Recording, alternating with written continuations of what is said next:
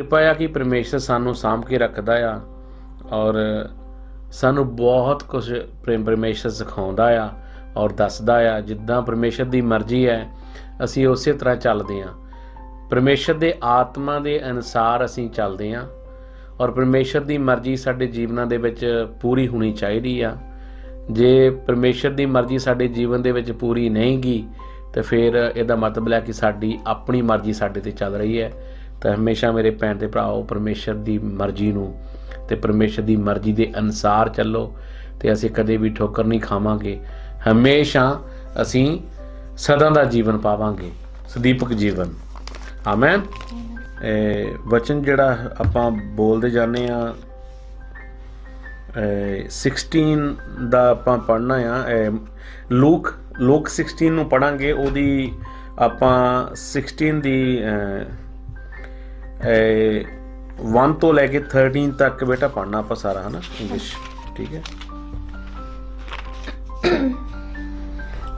ਥੋੜ੍ਹਾ ਜਿਹਾ ਗੌਰ ਕਰਨਾ ਇਸ ਗੱਲ 'ਤੇ ਕਿਉਂਕਿ ਸਾਨੂੰ ਵਚਨ ਕੀ ਕਹਿੰਦਾ ਆ ਔਰ ਸਾਨੂੰ ਸਿੱਖਣਾ ਚਾਹੀਦਾ ਆ ਕਿ ਪ੍ਰਭੂ ਦਾ ਵਚਨ ਸਾਨੂੰ ਹਮੇਸ਼ਾ ਐਕਚੁਅਲੀ ਵਚਨ ਕੀ ਆ ਕਿ ਸਾਨੂੰ ਅਸੀਂ ਲੋਕ ਜੋ ਹਾਂ, ਹਰ ਇੱਕ ਇਨਸਾਨ ਨੂੰ, ਹਰ ਇੱਕ ਭੈਣ ਭਰਾ ਨੂੰ ਪਰਮੇਸ਼ਰ ਇੱਕ ਤੋੜਾ ਦਿੰਦਾ।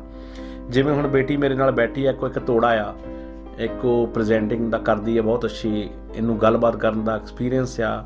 ਪਰਮੇਸ਼ਰ ਨੇ ਇਹਨੂੰ ਗਿਫਟ ਦਿੱਤਾ ਹੋਇਆ ਹਰ ਇੱਕ ਇਨਸਾਨ ਨੂੰ। ਜਿਵੇਂ ਮੈਂ ਆ, ਮੈਨੂੰ ਐਵੈਂਜਲਿਸਟ ਦਾ ਗਿਫਟ ਦਿੱਤਾ ਹੋਇਆ ਪਰਮੇਸ਼ਰ ਨੇ। ਮੈਂ ਪ੍ਰਚਾਰ ਕਰ ਲੈਂਦਾ, ਟੀਚਿੰਗ ਦਾ ਗਿਫਟ ਹੈਗਾ, ਪ੍ਰੋਫਿਟ ਕਰ ਲੈਂਦਾ ਆ। ਬਹੁਤ ਸਾਰੇ ਗਿਫਟ ਆ ਜਿਹੜੇ ਮੇਰੇ ਕੋਲ ਮੈਨੂੰ ਪ੍ਰਭੂ ਨੇ ਦਿੱਤੇ ਆ। ਸੋ ਮੈਂ ਵੈਸੇ ਆਪਣੇ ਆਪ ਨੂੰ ਕਹੂੰ ਦਿਖਾਉਂਦਾ ਤਾਂ ਨਹੀਂ, ਮਗਰ ਮੈਂ ਇਹ ਪ੍ਰਭੂ ਮੇਰੇ ਕੋਲੋਂ ਕੰਮ ਲੈਂਦਾ ਆ ਔਰ ਮੈਂ ਇਹ ਕੰਮ ਕਰਦਾ ਹਾਂ ਕਿਉਂਕਿ ਵਡਿਆਈ ਅਤੇ ਮਹਿਮਾ ਦੇ ਯੋਗ ਮੇਰਾ ਯਿਸੂ ਆ, ਮੈਂ ਨਹੀਂ ਹਾਂ। ਮਗਰ ਪ੍ਰਭੂ ਅਸੀਂ ਧੰਨਵਾਦ ਕਰਦੇ ਪਰਮੇਸ਼ਰ ਦਾ ਕਿ ਪਰਮੇਸ਼ਰ ਮੇਰੇ ਕੋਲੋਂ ਇਹ ਕੰਮ ਲੈਂਦਾ ਆ। ਅਤੇ ਮੈਨੂੰ ਪਾਸਟਰ ਜੌਨ ਅਕਸਰ ਕਹਿੰਦੇ ਹੁੰਦੇ ਆ ਕਿ ਤੈਨੂੰ ਪੋਸਟਲ ਬਣਨਾ ਚਾਹੀਦਾ। ਮੈਂ ਕਿਹਾ ਦੇਖੋ ਇਹ ਪ੍ਰਭੂ ਦੀ ਮਰਜ਼ੀ ਹੈ, ਕਿਉਂਕਿ ਪ੍ਰਭੂ ਜੋ ਵੀ ਸਾਨੂੰ ਗਾਈਡ ਕਰਦਾ, ਜੇ ਹੁਣ ਤੱਕ ਸਾਨੂੰ ਪ੍ਰਭੂ ਨੇ ਸਾਂਭ ਕੇ ਰੱਖਿਆ ਆ, ਹੁਣ ਤੱਕ ਜਿੱਥੇ ਤੱਕ ਲੈ ਕੇ ਆਇਆ ਪਰਮੇਸ਼ਰ, ਔਰ ਪਰਮੇਸ਼ਰ ਦੀ ਜੋ ਵੀ ਮਰਜ਼ੀ ਹੋ ਸਾਡੀ ਜ਼ਿੰਦਗੀ 'ਚ ਅਸੀਂ ਉਹਨੂੰ ਸਵੀਕਾਰ ਕਰਾਂਗੇ। ਅਤੇ ਸੋ ਆਪਾਂ ਵਚਨ ਵੱਲ ਨੂੰ ਚੱਲਦੇ ਹਾਂ। ਵਚਨ ਸਾਨੂੰ ਥੋੜ੍ਹਾ ਜਿਹਾ ਕੀ ਗਾਈਡ ਕਰਦਾ ਆ, ਸਾਨੂੰ ਕੀ ਸਮਝਾਉਂਦਾ ਆ। ਵਚਨ ਵੀ ਆਪਾਂ ਨੂੰ ਆਪਣੇ ਅੰਦਰ ਲੈਣਾ ਜ਼ਰੂਰੀ ਹੈ। ਪ੍ਰੇਆਂ ਵੀ ਅਸੀਂ ਜ਼ਰੂਰ ਕਰਾਂਗੇ, ਛੱਡਦੇ ਨਹੀਂ ਪ੍ਰੇਆਂ। ਜਿੰਨੀਆਂ ਵੀ ਆਈਆਂ ਭੈਣ ਭਰਾ ਜਿੰਨੇ ਵੀ ਸਾਡੇ ਨਾਲ ਜੁੜਨਗੇ, ਅਸੀਂ ਜ਼ਰੂਰ ਸਭਨਾਂ ਦੇ ਲਈ ਪ੍ਰਾਰਥਨਾ ਕਰਾਂਗੇ। ਆਮੈਨ। ਹਾਂ ਬੇਟਾ। ਸੋ ਆਪਾਂ ਪੜ੍ਹਨਾ ਲੂਕ ਉਹਦੀ 16 ਚੈਪਟਰ ਤੇ 1 ਤੋਂ 13 ਵਰਸ ਜੀ। ਸੋ Luke 16 verse 1 to 3.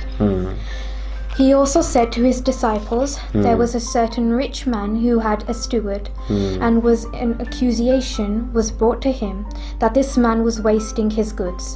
So he called him and said to him, what is this I hear about you? Give an account of your stewardship, for you can no longer be a steward. Then the steward said within himself, what shall I do? For my master is taking the stewardship away from me. I cannot dig, I am ashamed to beg. I have resolved what to do, that when I am put out of the stewardship, that I may receive me into their houses. So he called every one of his master's debtors to him, and said to the first, how much do you owe my master? And he said, 100 measures of oil. So he said to him, take your bill and sit down quickly and write 50.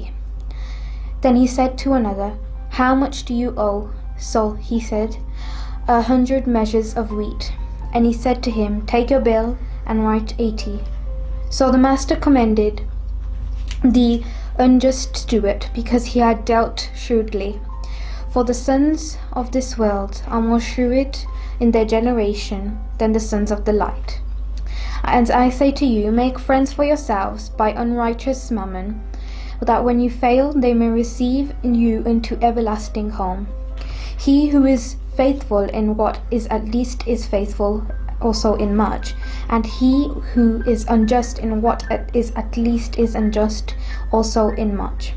Therefore, if you have not been faithful in the unrighteous mammon, who will commit to your trust the true riches?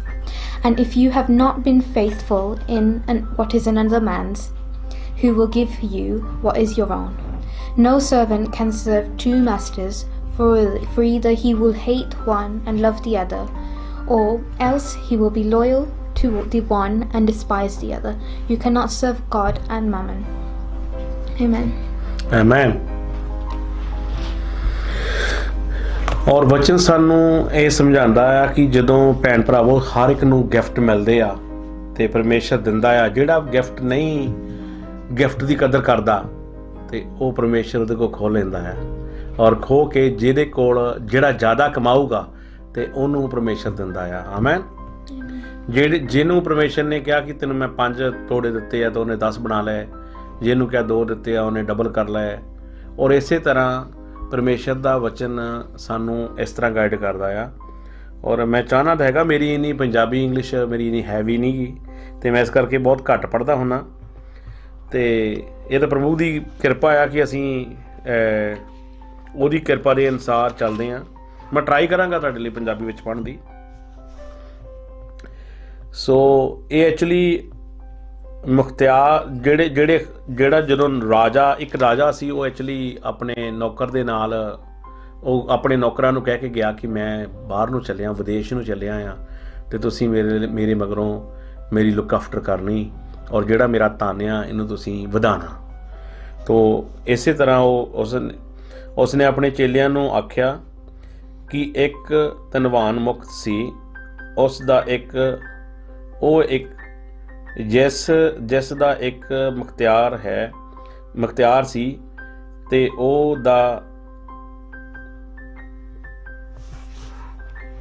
ਉਹਦਾ ਗੱਲਾ ਉਹਦੇ ਕੋਲ ਕੀਤਾ ਗਿਆ, ਉਹ ਜਿਹੜਾ ਉਹਦਾ ਗੱਲਾ ਸੀ ਉਹਨਾਂ ਦੇ ਕੋਲ ਕੀਤਾ ਗਿਆ, ਜੋ ਉਹ ਤੇਰਾ ਮਾਲ ਲਟਾਉਂਦਾ ਹੈ। ਹਾਲੇਲੂਇਆ। ਕਿਉਂਕਿ ਨੌਕਰ ਜਿਹੜਾ ਸੀਗਾ ਉਹਦਾ ਮਾਲ ਜਿਹੜਾ ਸੀ ਉਹ ਲਟਾ ਰਿਹਾ ਸੀਗਾ। ਜਿਹੜਾ ਨੌਕਰ ਸੀਗਾ, ਜਿਹੜਾ ਮਾਲਕ ਦਾ, ਉਹ ਬੜੇ ਤਰੀਕੇ ਦੇ ਨਾਲ ਉਹਨੇ ਆਪਣੇ ਆਪ ਨੂੰ ਬਚਣ ਦੀ ਕੋਸ਼ਿਸ਼ ਕੀਤੀ। ਕਿਉਂਕਿ ਜਿਹੜੇ ਗਿਫਟ ਹੁੰਦੇ ਆ ਉਹ ਜਦੋਂ ਜੇ ਤੁਹਾਨੂੰ ਹੁਣ ਇਖਤਿਆਰ ਦਿੱਤਾ ਗਿਆ ਕਿਸੇ ਕੰਮ ਦੇ ਵਿੱਚ, ਅਤੇ ਤੁਸੀਂ ਉਸ ਇਖਤਿਆਰ ਨੂੰ ਬੜੇ ਤਰੀਕੇ ਦੇ ਨਾਲ ਸਮਝਣਾ। ਉਹਨੇ ਬੜੀ ਚਲਾਕੀ ਦੇ ਨਾਲ ਕੰਮ ਕੀਤਾ। ਜੋ ਨੌਕਰ ਸੀਗਾ, ਉਹ ਜਿਹੜਾ ਨੌਕਰ ਸੀਗਾ, ਉਹਨੇ ਬੜੇ ਤਰੀਕੇ ਦੇ ਨਾਲ ਉਹਨੂੰ ਕਹਿ ਦਿੱਤਾ, ਕਹਿੰਦਾ ਮੈਂ ਰਾਜਾ ਕਹਿੰਦਾ ਕਿ ਮੈਂ ਤੈਨੂੰ ਕੱਢ ਦੇਣਾ ਆ, ਤੈਨੂੰ ਮੈਂ ਇਹਦੇ ਵਿੱਚੋਂ ਕੱਢ ਦੇਣਾ ਆ। ਰਾਜਾ ਕਹਿੰਦਾ ਕਿ ਮੈਂ ਤੈਨੂੰ ਹੁਣ ਨਹੀਂ ਰੱਖਣਾ, ਕਿਉਂਕਿ ਤੂੰ ਮੇਰੇ ਨਾਲ ਹੇਰਾਫੇਰੀ ਕਰਦਾ। ਉਹਨੂੰ ਲੋਕਾਂ ਨੇ ਆ ਕੇ ਦੱਸ ਦਿੱਤਾ ਕਿ ਇਹ ਜਿਹੜਾ ਨੌਕਰ ਆ ਉਹ ਹੇਰਾਫੇਰੀ ਕਰਦਾ ਆ। ਆਮੈਨ। ਜਦੋਂ ਉਹ ਹੇਰਾਫੇਰੀ ਕਰਦਾ ਸੀ, ਉਹ ਨਹੀਂ ਹਟਿਆ। ਫਿਰ ਨੌਕਰ ਨੇ ਇਹ ਕਿਹਾ ਕਿ ਮੈਂ ਹੁਣ ਆਪਣੇ ਜਿਨ੍ਹਾਂ ਨਾਲ ਮੈਂ ਹੇਰਾਫੇਰੀ ਕੀਤੀ ਆ, ਥੋੜ੍ਹਾ ਉਹਨਾਂ ਨੂੰ ਵਾਧੂ ਦੇ ਦਿੰਦਾ, ਔਰ ਮੈਂ ਚੰਗਾ ਹੋ ਜਾਵਾਂਗਾ, ਅਤੇ ਮੈਂ ਉਹਨਾਂ ਕੋਲ ਜਾ ਕੇ ਦੁਬਾਰਾ ਉਹਨਾਂ ਦੇ ਕੋਲ ਜਾ ਕੇ ਮਿਲਣਯੋਗ ਹੋ ਜਾਵਾਂਗਾ। ਉਹਨੇ ਚਲਾਕੀ ਦੇ ਨਾਲ, ਉਹਨੇ ਚੁਸਤੀ ਦੇ ਨਾਲ ਉਹਨੇ ਜਾ ਕੇ ਜਿਹੜੇ ਲੋਕ ਸੀਗੇ ਉਹਨਾਂ ਨੂੰ ਥੋੜ੍ਹੇ ਪੈਸੇ ਦੇਣੇ ਸ਼ੁਰੂ ਕਰਤੇ ਵਾਧੂ। ਜਿਨ੍ਹਾਂ ਦਾ ਜਿੰਨਾ ਵਿਹਾਰ ਸੀਗਾ ਬਣਦਾ, ਉਹਨਾਂ ਨੂੰ ਜ਼ਿਆਦਾ ਪੈਸੇ ਦੇ ਕੇ ਅਤੇ ਉਹਨਾਂ ਨੂੰ ਮਨਾ ਲਿਆ। ਕਮ ਸੇ ਕਮ ਜੇ ਮੈਨੂੰ ਮਾਲਕ ਕੱਢੂਗਾ ਅਤੇ ਮੈਨੂੰ ਜਿਹੜੇ ਮੇਰੇ ਜਿਹੜੇ ਮੇਰੇ ਬੰਦੇ ਆ ਉਹ ਤਾਂ ਮੈਨੂੰ ਮਾੜਾ ਨਹੀਂ ਕਹਿਣਗੇ। ਇਸ ਕਰਕੇ ਉਹ ਆਪਣੇ ਬੜੀ ਚਲਾਕੀ ਦੇ ਨਾਲ, ਚੁਸਤੀ ਦੇ ਨਾਲ ਉਹਨੇ ਇਹ ਕੰਮ ਕੀਤਾ। ਅਤੇ ਮਗਰ ਮਾਲਕ, ਜਦੋਂ ਤੁਸੀਂ ਮਾਲਕ ਦੇ ਨਾਲ ਵਫਾਦਾਰ ਨਹੀਂ ਰਹਿੰਦੇ, ਅਤੇ ਮਾਲਕ ਫਿਰ ਤੁਹਾਡੇ ਨਾਲ ਕਦੇ ਵੀ ਵਫਾਦਾਰ ਨਹੀਂ ਰਹੇਗਾ। ਸਾਡਾ ਯਿਸੂ ਮਸੀਹ, ਸਾਡਾ ਪਰਮੇਸ਼ਰ ਵੀ ਇਸੇ ਤਰ੍ਹਾਂ ਆ।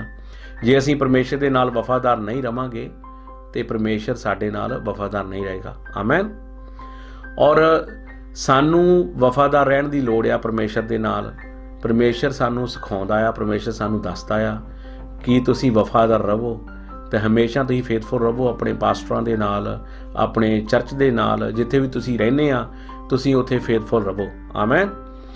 ਹਮੇਸ਼ਾ ਇਨਸਾਨ ਬਹੁਤ ਚਲਾਕੀਆਂ ਕਰਦਾ ਆ। ਅਸੀਂ ਵੀ ਜਦੋਂ ਦੁਨਿਆਵੀ ਸੀਗੇ, ਅਸੀਂ ਬੜੀਆਂ ਚਲਾਕੀਆਂ ਕਰਦੇ ਹਾਂ, ਅਸੀਂ ਵੀ ਆਪਣੀਆਂ ਮਰਜ਼ੀਆਂ ਕਰਦੇ ਹਾਂ। ਮਗਰ ਸਾਨੂੰ ਚਾਹੀਦਾ ਕਿ ਮਰਜ਼ੀ ਨਹੀਂ ਕਰਨੀ ਚਾਹੀਦੀ। ਸਾਨੂੰ ਜੇ ਕੋਈ ਸਾਡਾ ਪਰਮੇਸ਼ਰ ਸਾਨੂੰ ਜਿੱਦਾਂ ਗਾਈਡ ਕਰਦਾ, ਸਾਨੂੰ ਉੱਦਾਂ ਹੀ ਰਹਿਣਾ ਚਾਹੀਦਾ ਮੇਰੇ ਹਿਸਾਬ ਨਾਲ।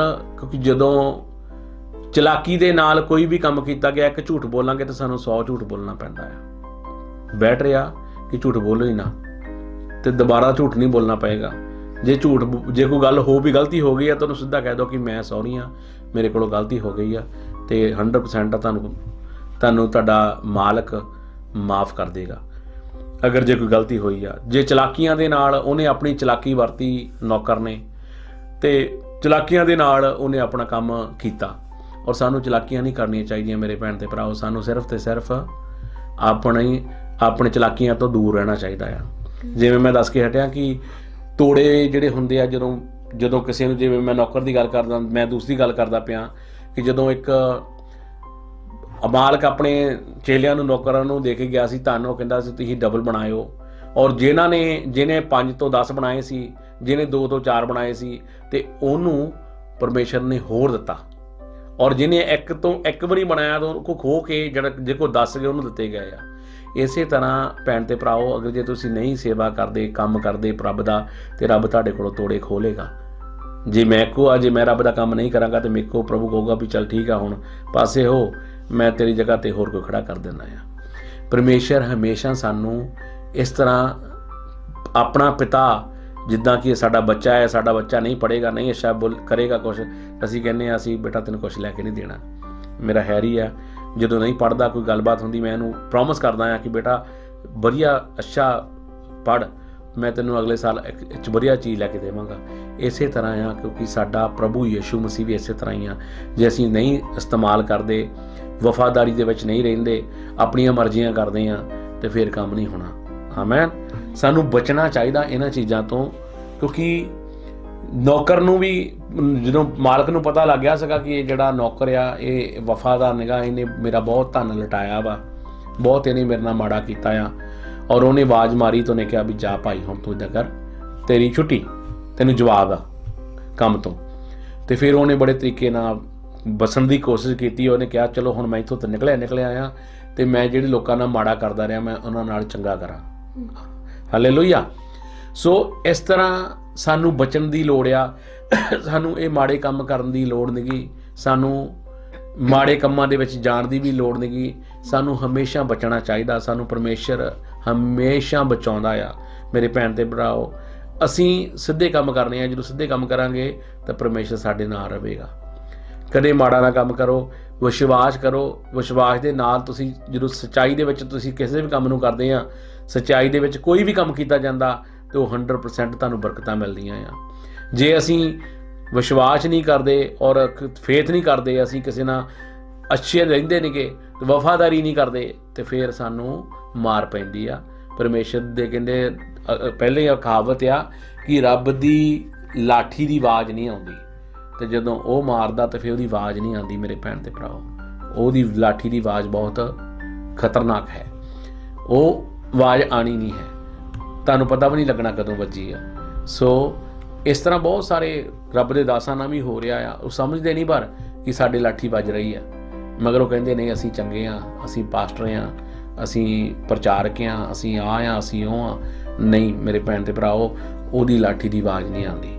ਸਾਨੂੰ ਵਫਾਦਾਰ ਰਹਿਣਾ ਚਾਹੀਦਾ ਪਰਮੇਸ਼ਰ ਦੇ ਨਾਲ।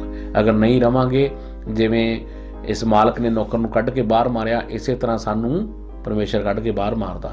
ਕਈ ਵਾਰੀ ਜ਼ਿਕਰ ਆਉਂਦਾ, ਕਹਿੰਦੇ ਕਿ ਪਰਮੇਸ਼ਰ ਤੋੜੇ ਦੇ ਕੇ ਨਹੀਂ ਲੈਂਦਾ, ਵਾਪਸ ਲੈਂਦਾ। ਮੈਂ ਤੁਹਾਨੂੰ ਦੱਸ ਕੇ ਹਟਿਆ ਕਿ ਜੇ ਤੁਸੀਂ ਉਹ ਕਹਾਣੀ ਪੜ੍ਹੋਗੇ, ਉਹਦੇ ਵਿੱਚ ਵੀ ਇਹੀ ਕਹਾਣੀ ਆ।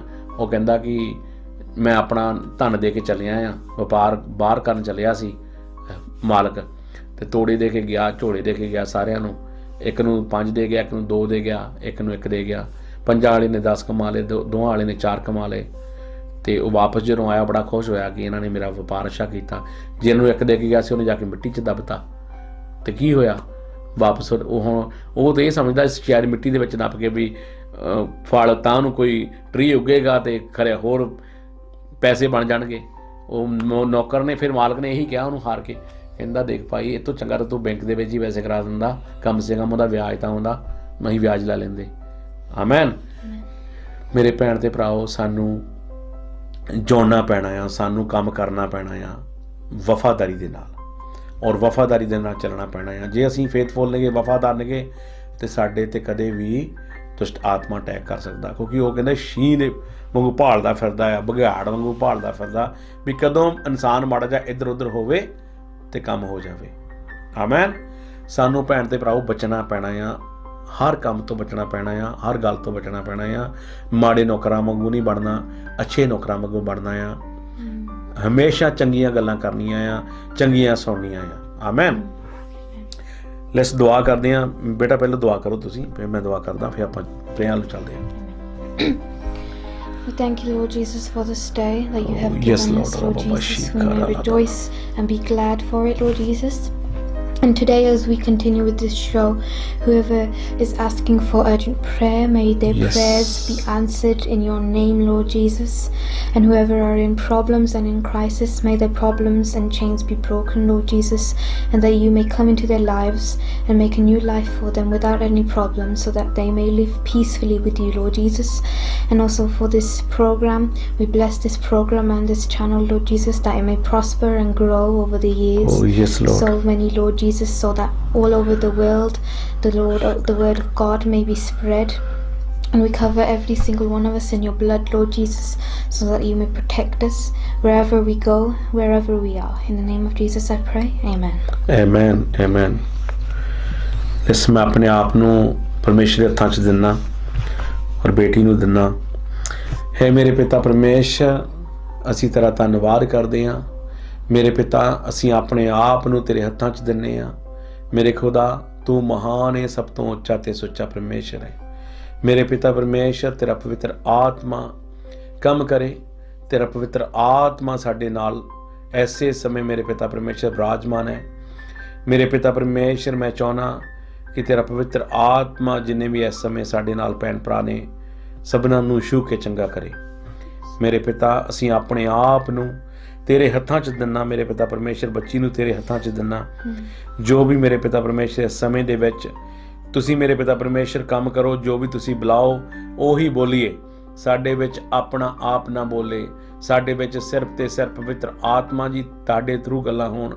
ਮੇਰੇ ਪਿਤਾ, ਤੇਰਾ ਧੰਨਵਾਦ ਕਰਦੇ ਹਾਂ, ਸ਼ੁਕਰ ਕਰਦੇ ਹਾਂ। ਮੇਰੇ ਪਿਤਾ, ਮੇਰੇ ਅੱਬਾ, ਅਰਦਾਸ ਕਰਦੇ ਹਾਂ ਯਿਸੂ ਮਸੀਹ ਨਾਸਰੀ ਦੇ ਨਾਂ ਦੇ ਵਿੱਚ, ਜੋ ਵੀ ਮੰਗਦੇ ਹਾਂ ਸੋ ਪਾ ਲੈਂਦੇ ਹਾਂ।